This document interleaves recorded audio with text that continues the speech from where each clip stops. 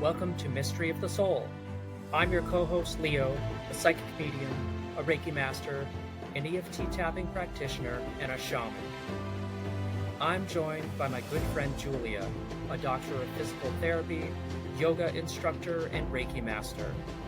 Our podcast explores the depth of the soul, the spiritual, and the supernatural.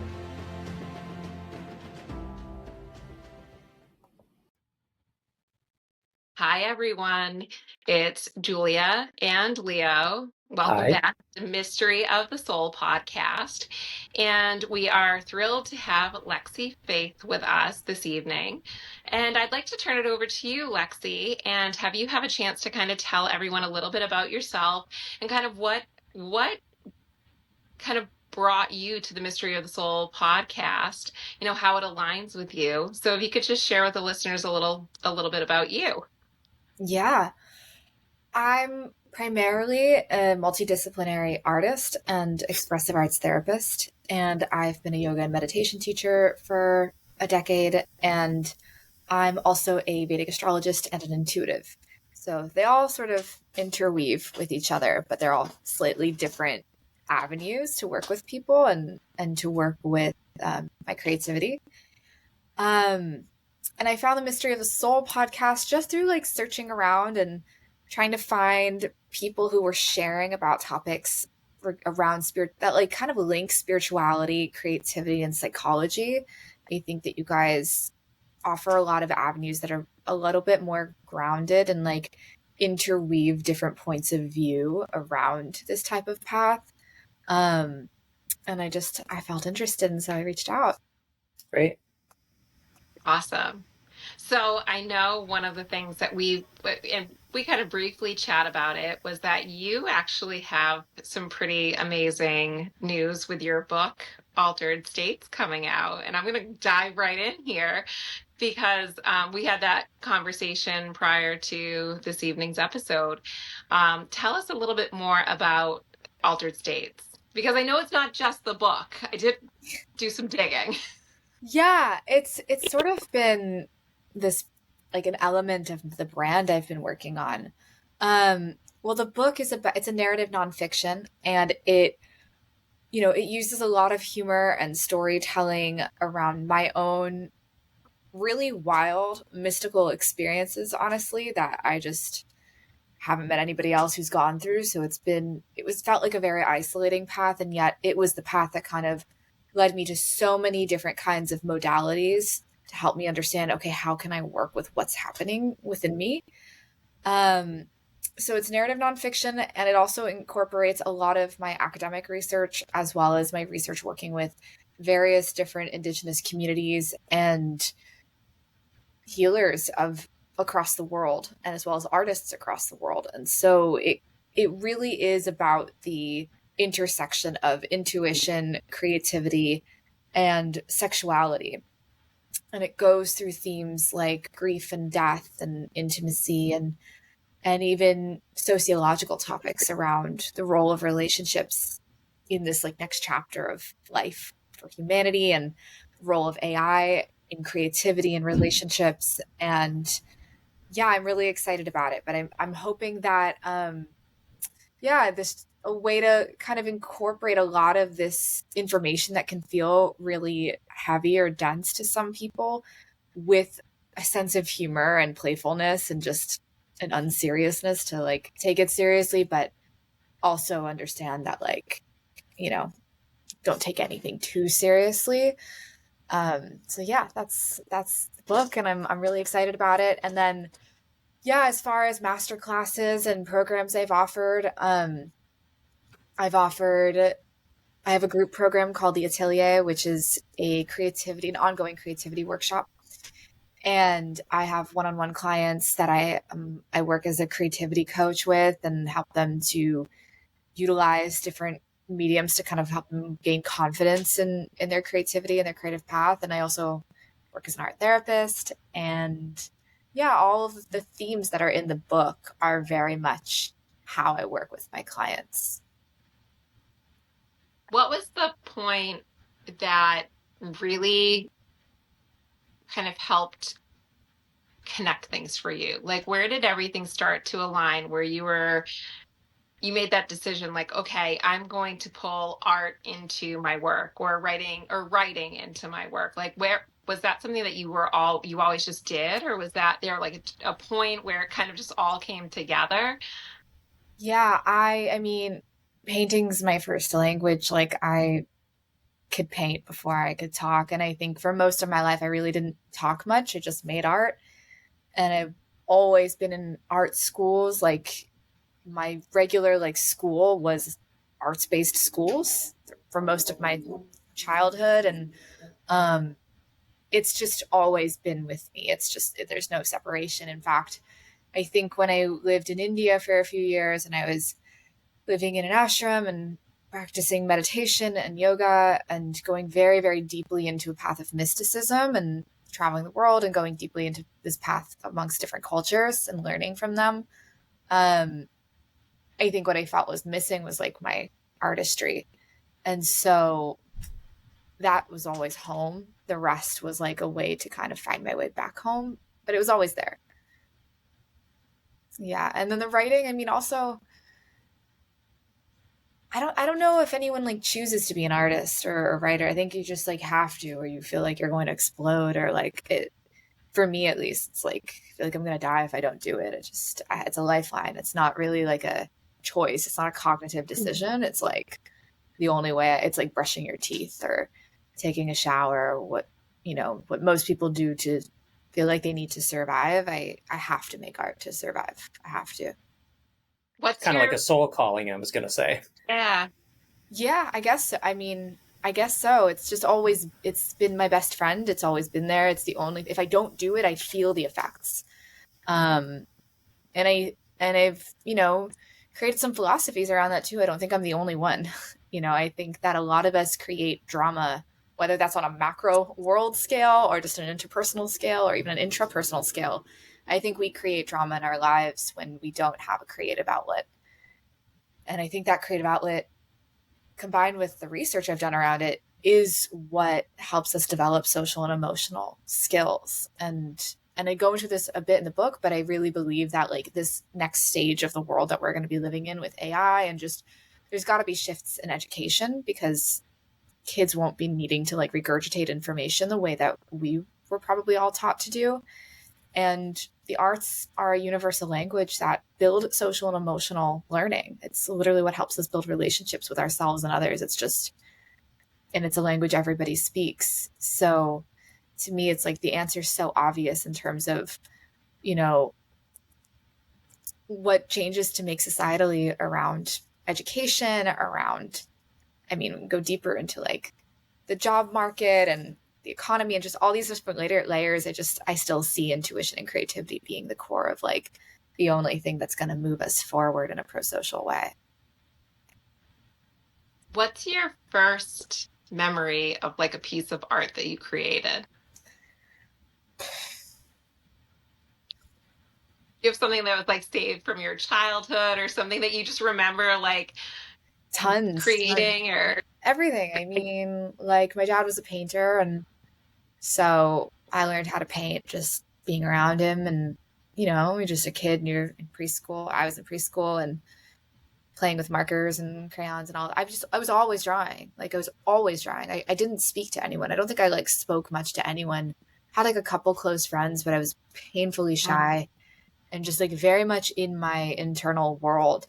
And the older I get, the more I kind of am reconnected to that part of me where I'm just like very much in my world and just making art all the time. I mean, the earliest memory is probably pre-verbal, honestly. I think I was making clothes my whole childhood. I was always drawing. I was always painting. I was always reading books. I was writing books when I was a kid. I read all these like stories.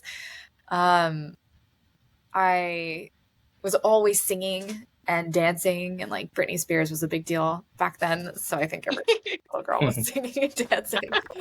But yeah, it just like I don't know my life outside of it, honestly. Mm. What do you think for like kids today that don't have that, either exposed to them or they don't have that available as an outlet. What do you think would be a way to introduce that to a child that just hasn't had that kind of exposure? Or like, how do you think that not having that exposure could potentially cause limitations for somebody? I honestly think, I mean, I've worked with children a lot, and I've never met a child that's not creative. Yeah. So I'm not even sure that that's possible unless they're like in a highly abusive situation and like trapped in a closet their whole childhood or something like that. And then we're having a whole different conversation about like how would that affect them. But I think in general, I mean, whether I'm literally like in a slum or in like a really, bougie private school for the wealthiest elite, like doesn't really matter because I've never met a child that's not connected to their creativity. I mean, it's so innate. It's just, even if you've just got mud and like leaves around you, you can still create, you can still play. Play is a really important part of creativity. And if you think about theater, I mean, theater is play. So I mean, yeah, I don't know. I think if we're talking about a child that's not exposed to play and creativity, we're talking about a child who's in a highly abusive situation. And there's like a lot of other factors we have to take into account to even answer that question. The curiosity comes from, I think that we are really lacking in today's society for, kids being able to have their own outlet, right? Like maybe they're put into other outlets and it's like, okay, they're going to go and do, X, Y, and Z. But if it's not something that they really feel like excited about or they really align with, and they're not really falling into where their creativity lies. Like you had this beautiful experience of, your father being a painter and just having that exposure to those things, and that helped you to have that outlet. So I think part of my curiosity is like for the kids that maybe aren't having that time to just like have their own, I guess, their own creativity come through rather than someone else's being put on them. Yeah. If that makes sense. I think I know what you're asking. I mean, to be fair, I have siblings and they're not the same as me. Like they have the same dad. Yeah. So, a lot of it is I mean, and then we're getting into a conversation of nature versus nurture, to a certain degree. I think I'm naturally very, very extremely creative. And I do think that some people are naturally more creative than others, but everybody has creativity. But some people are just, they literally process things very differently. And we see that with a lot of the neurodivergent community. We see a lot of people who are just processing things differently. That paired with nurture of like, well, how are we treating children and their creativity? Because like I said, I've never met a child who's not. And then it's a conversation of like, are we, there's been so many, my whole lifetime, there's been nothing but budget cuts for the arts programs in schools, for example. I mean, I went to arts-based public schools from 10 to 18. So I got a lot of it, but I also went there because I grew up in New York City and it was available. And I was in a different situation where like I needed to be more challenged in school, and I needed, and having arts in, half my day every day was really important for just me to stay like regulated and present. That being said, I think what you're asking about is like if a child doesn't have that like intrinsic desire. And again, I think it's just about restructuring how we're defining creativity. It's not just artistry, and it's also redefining like how it's being nurtured. It's not like, is this good or bad? Is this realistic or not? It's about creativity. The process of creativity is just that. It's a process, and it's the process of it that's more important than the product. And I think a lot of adults can be overly focused on the product. Oh, this is so good. Oh, you can do better. You know what I mean? Like people don't even realize how they're impacting a child because they may not understand that like everything an adult says, like you never know what's going to become a formative memory for a child. So that intrinsic fire can kind of go down in a child if they're not being nurtured in it. And that nurturing could be like, stop fidgeting, right? Like, but that child who's fidgeting and daydreaming could be creating like the next big thing in the world. Like that is their creativity. So it's like, how can we work with that? Okay, like maybe we just give them like something to play with their hands while they're or doodle while you're listening in class, or be able to get up and move around while you're doing that. And like there's a lot of ways to work with a child or a human being to help them regulate their nervous system so they're able to utilize that creativity in a way that's, I don't want to say productive, but like in a way that's emotionally and socially productive, in a way that's actually going to like benefit their well-being, as opposed to, I think a lot of adults will see that and just be like, oh, he's acting out or she's acting out, like, oh, she's just daydreaming, and they'll cut it off. And that is like that's how people get nurtured into not recognizing their creative wisdom. So a lot of it has to do with educating adults on childhood development and neurodivergence and how related it is to creativity and intuition, and also having a value system amongst adults, because that's what impacts the children, especially at that age. Well, it depends what age we're talking about, young kids, who, if the adults value creativity, the kids are going to understand that it's a value. And that goes to what you're talking about with exposure. I mean, my dad was a painter, but he was a lawyer. Like, that's not what he did for a living. So yes, it was around, but my mom was not at all. And she found her creativity in cooking. She loved it. And so it's just that creativity can show up in different ways. And I think it's important to recognize it and recognize that it's a process of creativity that actually helps a person self-reflect and become self-aware and develop pro-social skills, rather than it being like, oh, that picture is so realistic, and like, oh, you did that Mozart piece exactly well. Like that's artistry, that's craft, but it's not the same thing as creativity. So Lexi, I have a question. So you've done a lot of academic research, you had said. So what is the academic research connected to that you've done? Yeah. Well, my master's degree is in expressive art therapy, and all of my research most of it's been around, like various elements of psychology. I've been very curious about personality disorders and CPTSD. Very curious about addiction. I've been very curious about relationships. And I've seen, and as well as non-ordinary states of consciousness. And so a lot of my work and my thesis has been around developing a methodology that utilizes different practices that are both creative as well as meditative or even yogic in practice. And that's really because of my background in yoga, but as well as working with, South African priests and priestesses and Mayan priests and priestesses and all these different, healers of different cultures, to understand how they work with non-ordinary states of consciousness, to use these practices and this methodology to have agency over a non-ordinary state of consciousness, to rewire the psyche and the brain. And that state is a creative state inherently. And I've done a lot of research around the value of that state, and what happens when it's flooding, and what happens neuroscientifically when that's flooding. So for example, creative flooding would look a lot like psychosis, and it's really all about a label. And there's a lot of ways that cultures have dealt with this type of flooding for hundreds, probably thousands of years, honestly. And it's only been in the past like 70 or 80 years that something like schizophrenia has had this label of being something harmful, when it really never was. Whereas another culture would see those same symptoms as someone who's a wise healer who needs to be guided into learning how to utilize what's happening within them. And so a lot of how we label things, especially around mental health, is actually what creates it to become the pathology as opposed to a gift.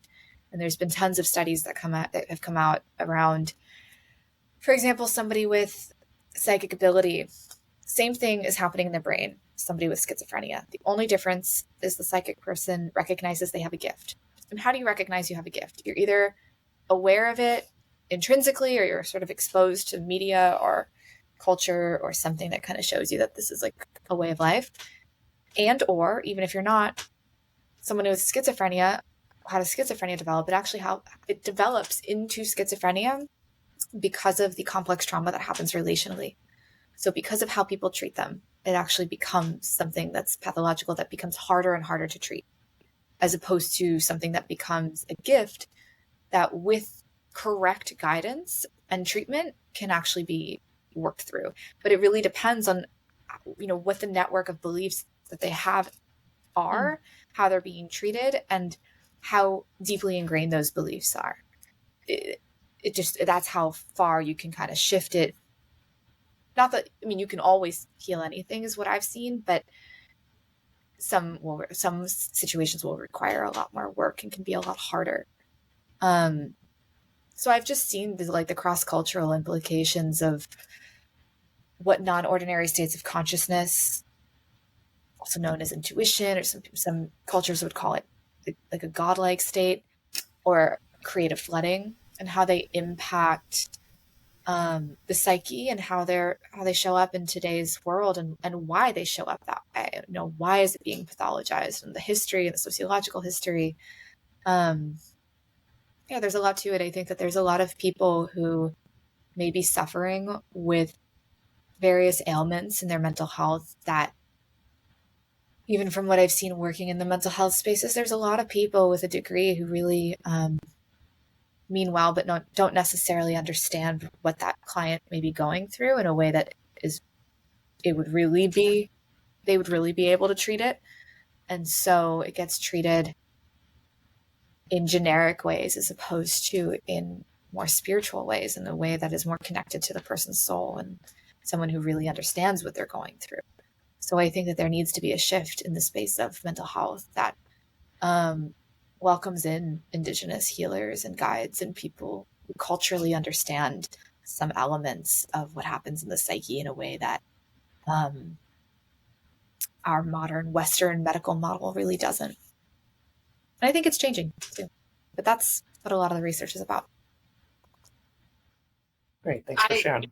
I was going to say, I would agree with some of the changes and the shifts because, there are people who, like Leo and I both practice Reiki. And, there are people who are now incorporating Reiki into treatment for cancer patients or for patients undergoing surgery. And so, it's not something that's like widely and very commonly accepted by a lot of surgeons or in a lot of medical practices. But I think that we are seeing some of these shifts. I'm as a physical therapist, I have a lot more patients coming in and they're looking for holistic practices and other things that they can incorporate into their care, which I personally love to see because I really believe that there's so much more than just, what we kind of know in science. But I think that it's we're seeing this relationship between science and spirituality that it's starting to evolve, and that's kind of a lot of what you were just mentioning. As you were talking, I was curious if you have any maybe experiences that you've seen, maybe not you've had personally, but in your travels and you've been to different places and you've just seen the beauty of work and the ability in other people. Is there something that was like very profound for you in terms of something that you saw that really was just, it helped to kind of say like, okay, I really feel like these are all the things that align and connect together, but like this was something that really helped me feel like I was truly on the right path of like kind of figuring some of these things out? I want to see if I understand the question. Sure. Are you asking if there's something I saw working with clients in various cultures where I started to see that like what I was doing was working? Yes. Okay. Well, I want to respond to one of the other things you mentioned, then I'll answer that as well. The reality is, I think what you're referring to as spirituality actually is a science, and most of it is evidence-based. I mean, whether that evidence is from thousands of years ago or even the past 20 or 30 or 50 years, everything, I mean, Reiki is evidence-based. Yoga is evidence-based. Kriyas are evidence-based.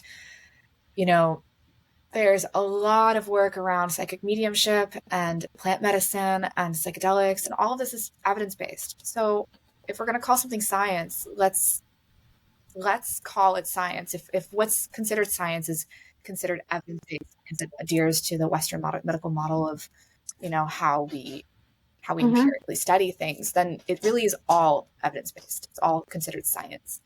I like that. So just as a side note, I really like that. It's true. It's just true. So I like, truth is very, very important to me. And, you know, if something is considered woo-woo or uncertain or untrue, then we ask questions, right? And so, like, I have yet to find something that would be considered woo-woo that hasn't been studied. I mean, near-death experiences, mediumship. I mean, there's so many studies on all of these things, whether or not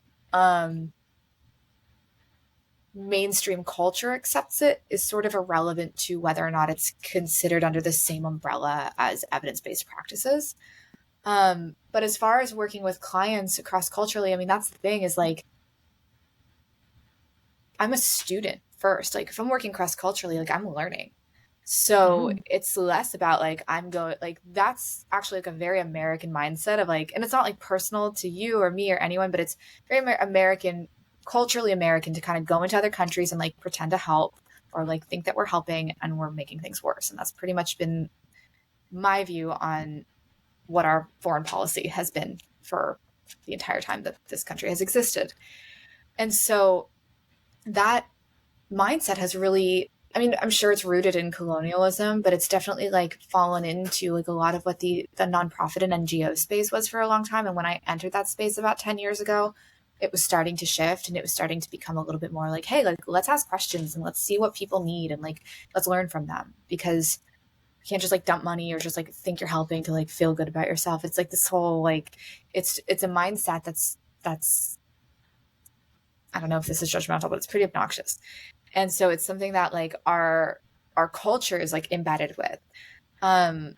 And so a lot of the time, like when I've learned from all these different kinds of people, it was because I was like, whoa, like, you're amazing and I want to learn. And like, I don't know anything. Like, I'm not here to like, I'm not here to like do anything for you. Like, I'm here to learn from you. But to tie it all together, I mean, I started to see that it was working because it was working on me, because I was the one who was practicing anywhere from like 6 to 11 hours a day doing it. And then for years. And then also I was seeing that I was doing, I mean, that was the whole point of my master's degree, was actually to do this research, to do the research on what I was studying already.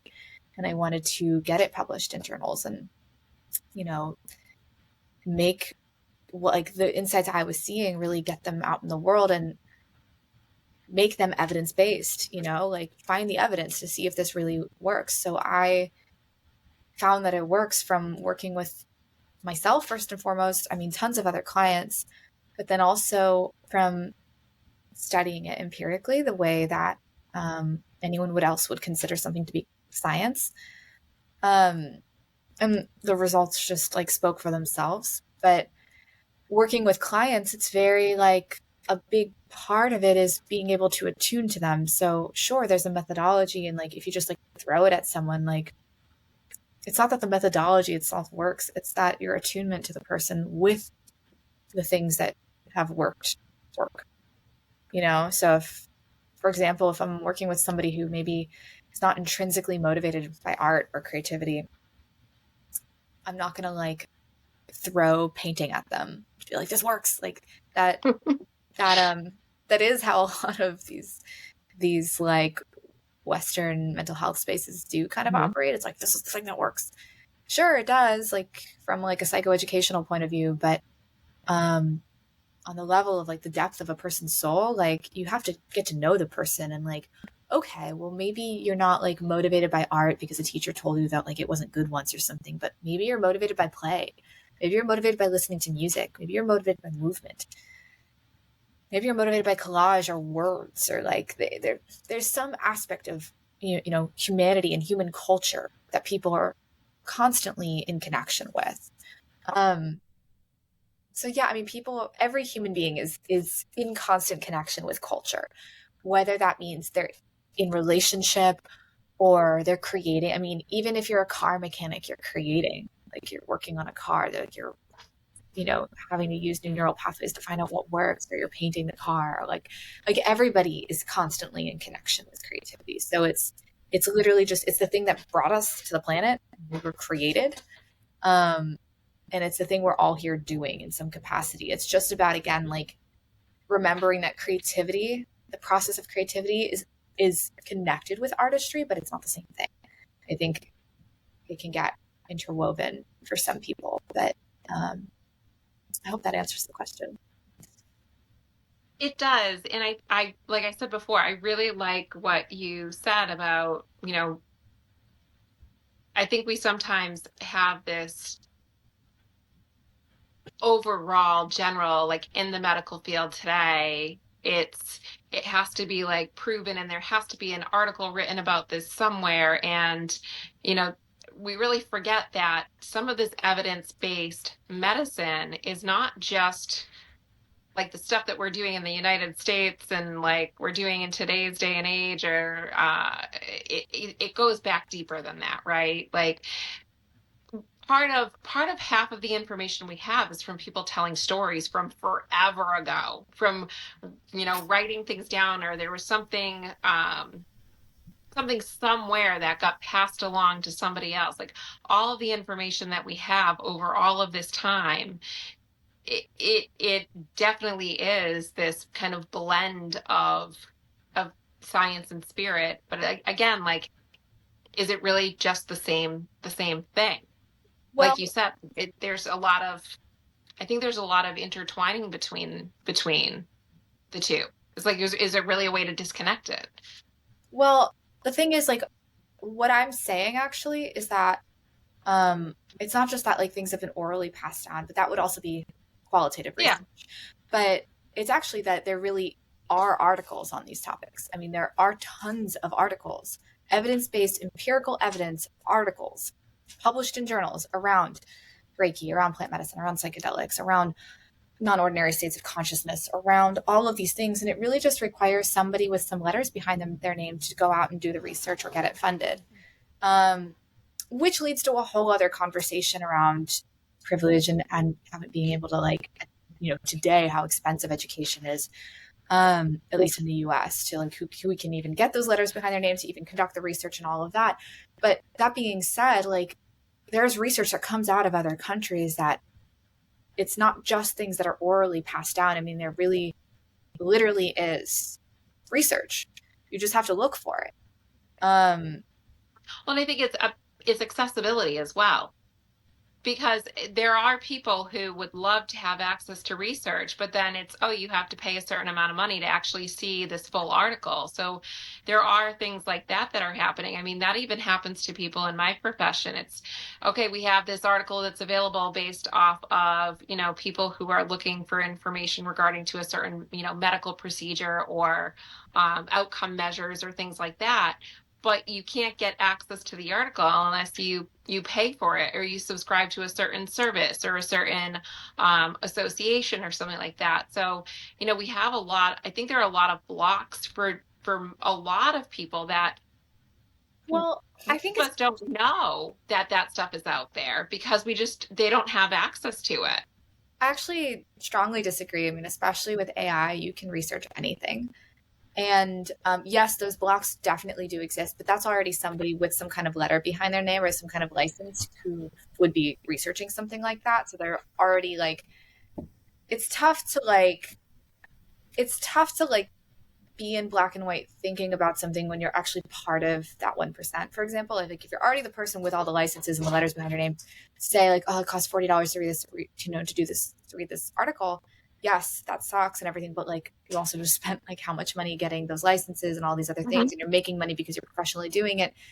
Now, do I agree with all the paywalls and all that? No, but I'm just saying, like, it's tough to argue that in comparison. Like if I were to make that argument, it would be, okay, this person grew up in a slum and with a shack over their head. Like that's they don't have access to it because they don't have the $40. They don't have Mm-hmm. the opportunity to get that education. But that being said, I really here's the magic of creativity is there's actually always a solution. You don't have the money for education. Well, good news. There's actually tons of countries who offer it for free. But there's a lot of layers to it. I mean, a lot of it, really it would be like, okay, if this person doesn't speak English or the native language or whatever the country that has that education and doesn't have any money, but would that person still even have the same value system or want this, And maybe they would. And that's who that conversation is for. I don't feel like I feel like whenever anybody makes an argument that you got to make sure that if we're saying something, there's no way to refute it. Otherwise it becomes an argument, not an argument, but it becomes like a debate that two people are just going to go back and forth at each other, as opposed to being like, oh, this is actually a point that we can make changes on. And so the thing about creativity is there's literally always another solution. It's like a river going through a riverbank. I mean, there's a rock in the way, it just goes around it. You just find a way when you're being creative. And that's really what the value of all of it is. It's a value system for life. You learn how to figure it out. If it means, okay, then I have to learn English to do this thing, then you learn English and you do the thing. We can always find something that is a block, and we can always find something that's wrong. The reality is life is hard for everybody in different ways. And so if we can find a way to just get really clear on what it is that we want and go and do what we got to do to make it happen, that's going to be just as hard as not doing it. So it just is what it is. But I think in terms of accessibility to this research, with ChatGPT, I mean, it's all out there for free. And most people, even in the Himalayas where there wasn't even service, people had the newest iPhones. And I'm talking about the people who were running the little guest houses. So there was no service there. There's no Wi-Fi. I don't know what they were doing on those phones. But all I'm saying, and that was 10 years ago. So all I'm saying is the internet and the accessibility to the internet is pretty widespread. And anything is possible. And I think it's important to really drop into that, because there's no real problems. They're just challenges, and they're just an opportunity to creatively find a solution to them. But and if there isn't one, there wasn't research about what I had done. There was research about all the things I was talking about, but not one thing. So I just was cool, I'm going to go do the research myself. So that's my answer to it.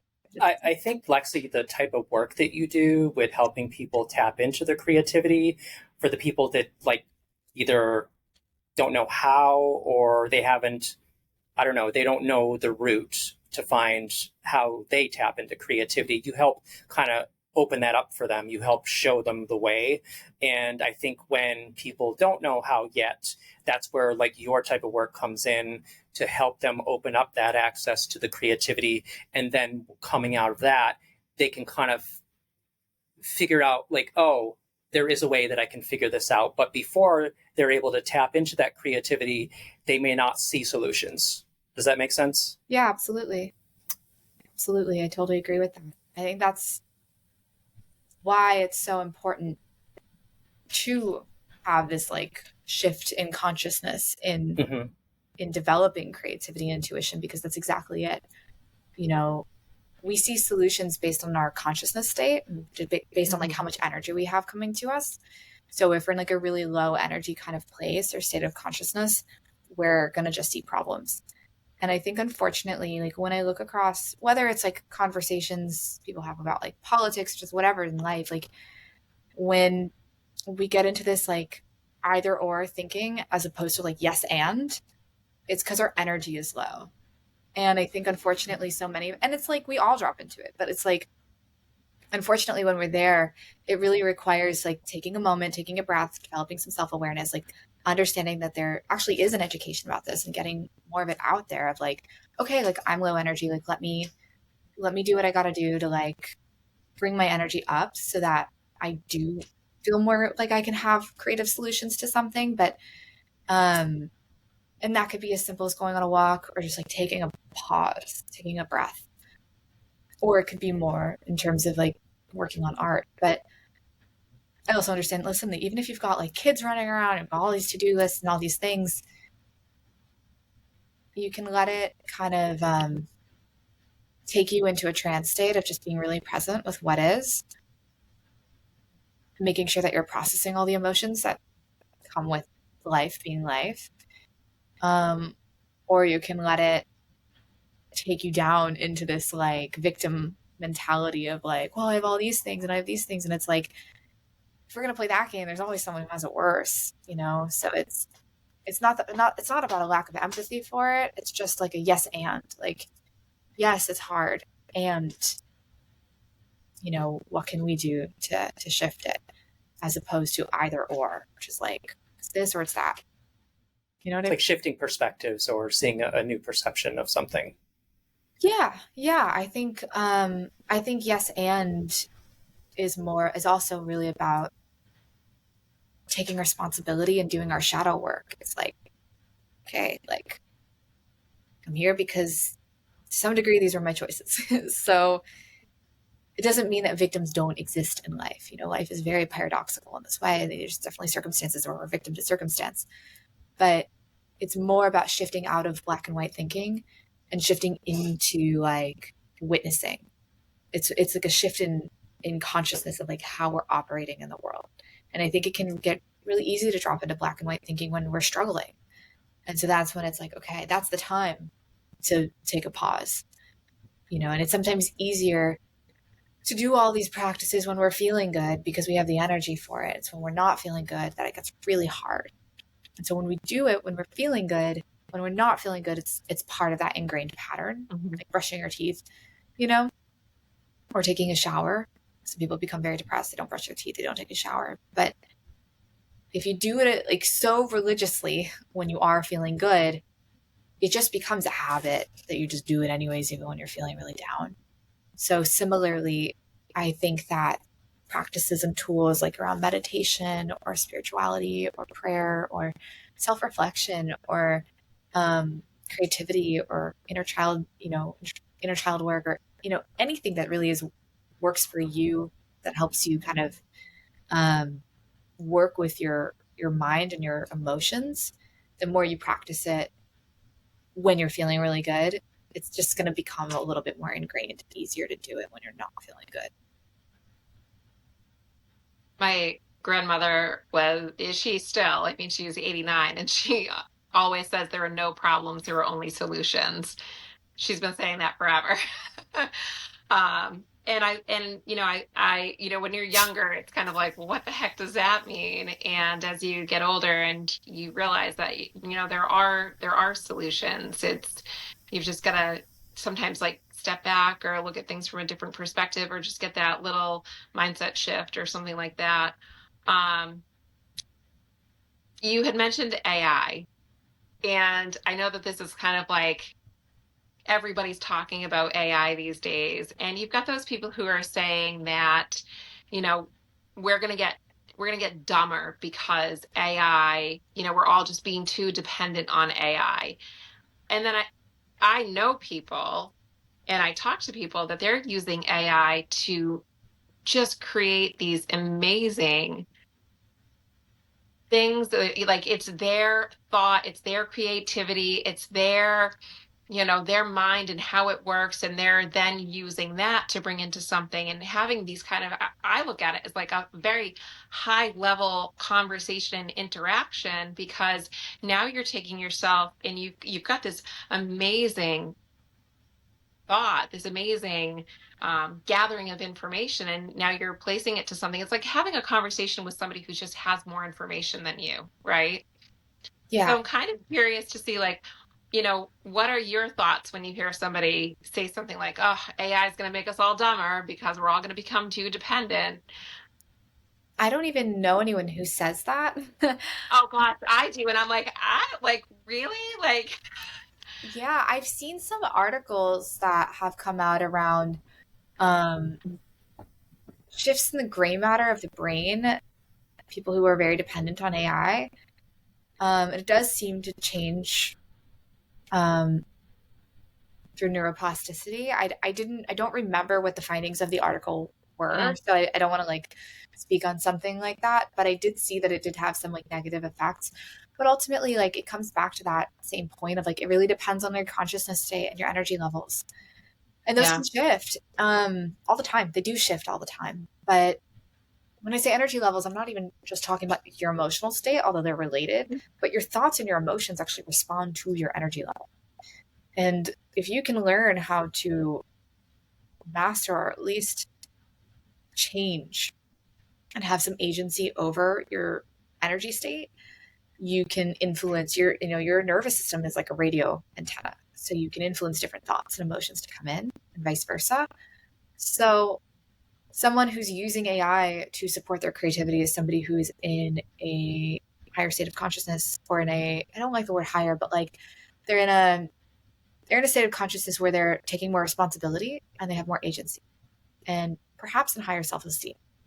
Somebody who is becoming extremely codependent on AI, I would imagine, has much lower self-esteem.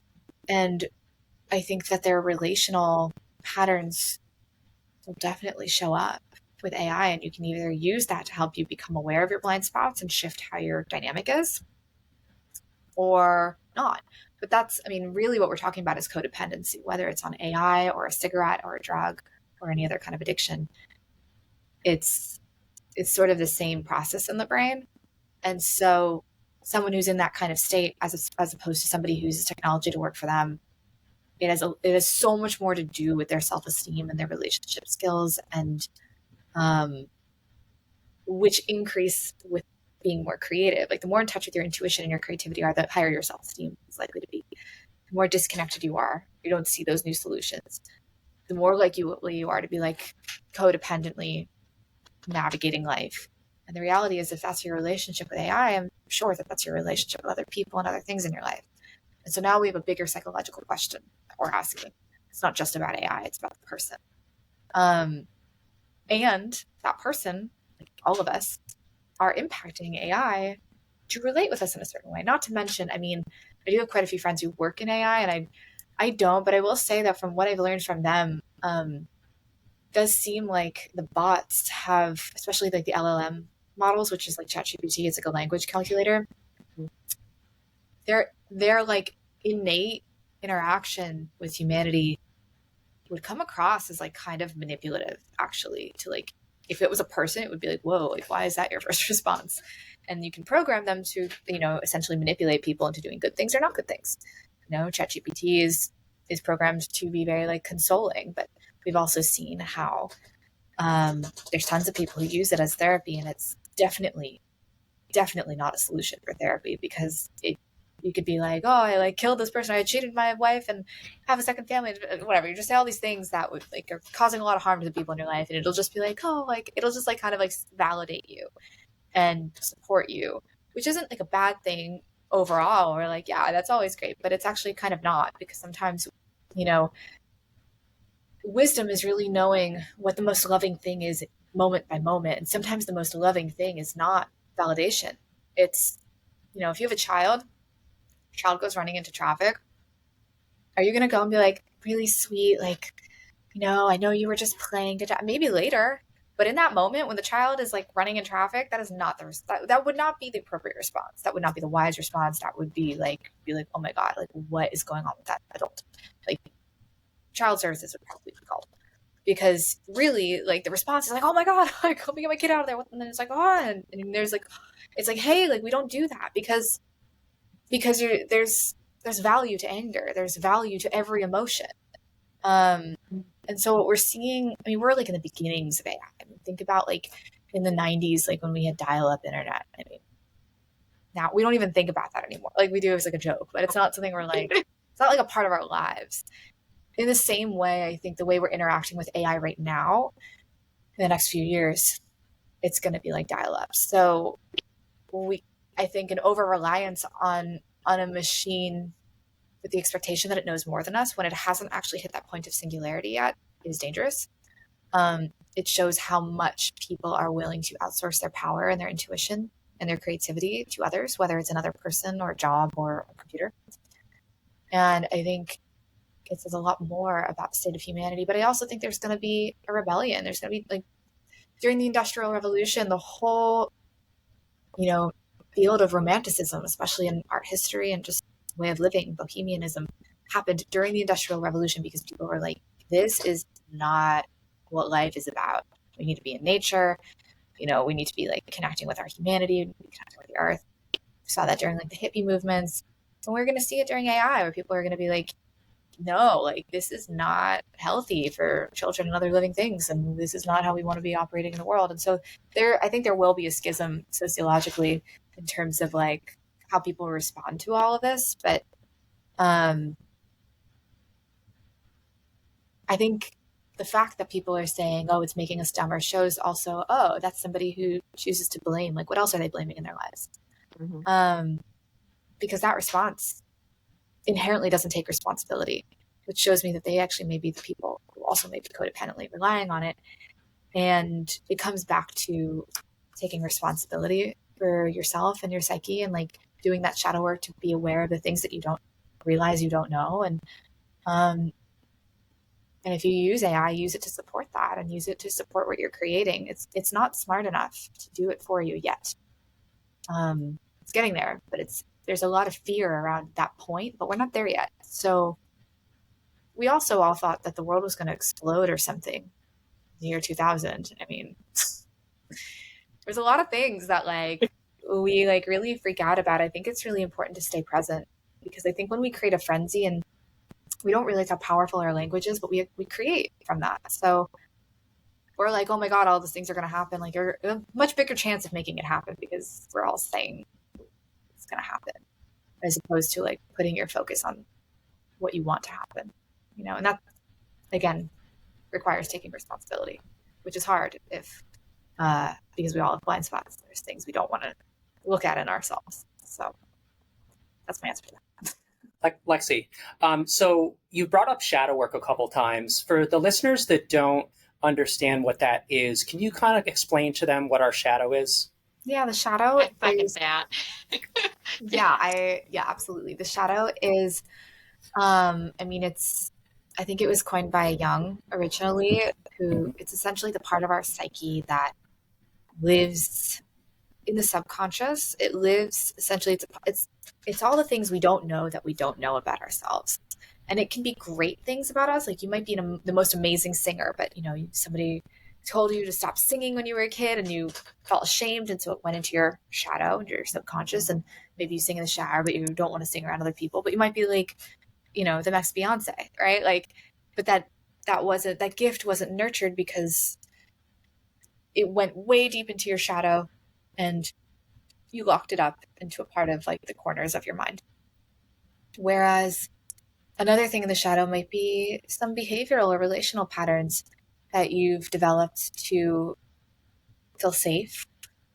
Even if the intention was good, like even if the intention was like to keep yourself safe, same with the singing example. I would say everything in the DSM would be like that on steroids, right? But if you think about okay, I've done a lot of research around borderline, for example. It's just a form of CPTSD, and it's marked by various different things, but one of the biggest things is a pretty extreme fear of abandonment, real or perceived. So if you think about somebody like that, anything, they end up acting in ways that might read as manipulative, or read as intense, or read as emotionally volatile, all in attempts to keep themselves safe from being abandoned, because there's a huge trauma around that. Or narcissism is like such a buzzword these past several years, but somebody who actually has NPD, like, similarly, typically have a lot of shame, and that shame keeps things in secrets. So shame is what makes us have those shadows. We all have shame to some degree, but the more you let those secrets out, the less the shame has over you, and the more you actually start to like break down that network of complex trauma, because complex trauma is a network.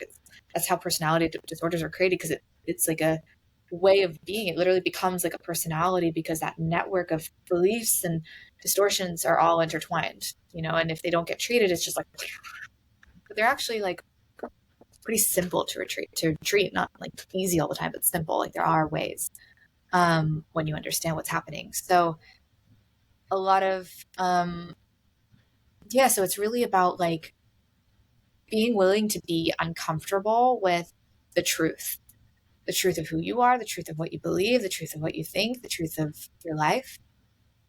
And I think a lot of people would rather live in denial, most people, majority of the population, because the truth is uncomfortable. And for some people, it could even feel like they're dying. Like the truth can be so dramatically uncomfortable that's why it's voided so much, right? Because God forbid you look at your role in things, right? And you release the shame around it by sharing it. So that's sort of the part of shadow work that's uncomfortable, that can be like not so fun, of like being willing to take responsibility and like witness the parts of how you think and how you feel and what you believe that that you don't realize you're doing, that you don't realize you feel or think, and they like run your life. Your unconsciousness totally runs your life. But it can also be really great things. It could be a hidden musician or something. No one knows because you're also hiding it from the world because you learn to be safe by hiding it. Thank you. So Lexi, we're gonna, I think, wrap things up. So if there was one spiritual practice or mindset just shift that you think people could do and it would have like a major impact, what would that be? I think the simplest thing you can do is take a moment, and you can actually put your arms up. I'll do it. Try it. I can't right now, but yes. Okay, keep your arms I'll up. do it. And notice the energy around you, and then go to the farthest place. Like, go to the, like, feel the ocean in your mind's eye. Like, go all the way to the ocean. Go all the way to the sun or the moon. And have the moon and the sun and the ocean come to you. Go to the farthest place and have it come to you. And then notice your energy state. I'm already seeing it shift, but just notice it. And then bring your hands to your heart. And go deep internal. Notice your energy state. And now think about the past. Notice your energy state. Noticing its shift. And now bring your arms up again and think about the future and all your dreams and desires. And notice your energy state. And now go back to the moon and the sun. Bring it to you. Keep your arms up. Sorry. Yep. Arms stay up. Like I'm bringing it in. Bring the sun and the moon to you. And now think about your dreams and desires. Okay. Do you notice the shift of when you think about your past, when your hands are at your heart, when your hands are up, like all of those different things that we just did? Do you notice when you had more energy versus when you had less energy? Mm-hmm. When did you have more and when did you have less? I actually had more energy going towards like the sun, the moon, the ocean, my future than the past. Yeah. Most of us do. Yeah. Most of us do. I wanted to give you some contrast so you can see it, but it's a really, it's from Network's Final Analysis, actually. I don't like own that at all, but it's a really simple way to kind of like tune into external energy and bringing it to you, or internal. Most people I find are external. Some people are internal and they do get more energy from the past, but most people are external. And usually when we can bring our awareness far out and bring it to us, Mm-hmm. we are more energized versus when we try to go out to it. And using that as like a simple practice to just start to notice your energy state, because the more energy you have, the more creative you're going to be, the easier it is to find solutions to problems.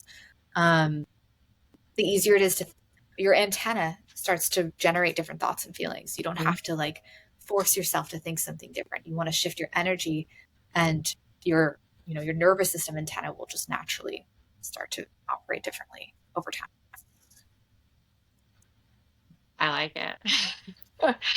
I like it. So we will have in the show notes, everyone, all the information that Lexi's going to have for you guys. But Lexi, if people do want to contact you, what's kind of the easiest way for them to find you, or the easiest ways?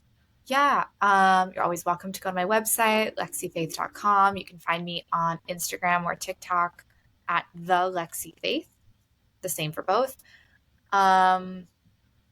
You can find me on YouTube. I think it's the Lexi Faith as well. And you can find me on email, lexi at lexifaith.com. That's all on my website as well. Awesome. Great.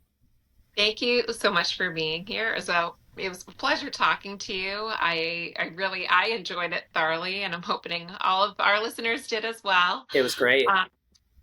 So thank you so much, Lexi. Thank you And so much. have a great night, everyone. Bye, guys. Thank you for listening to Mystery of the Soul. Be sure to subscribe so you never miss an episode. If you have a question, topic suggestion, or just want to say hi, we'd love to hear from you. You can visit our website at mysteryofthesoul.com. Reach us on Instagram, email us at mysteryofthesoulpodcast@gmail.com, and if you're interested in booking a session with Leo, visit his website at leojmccarthy.com.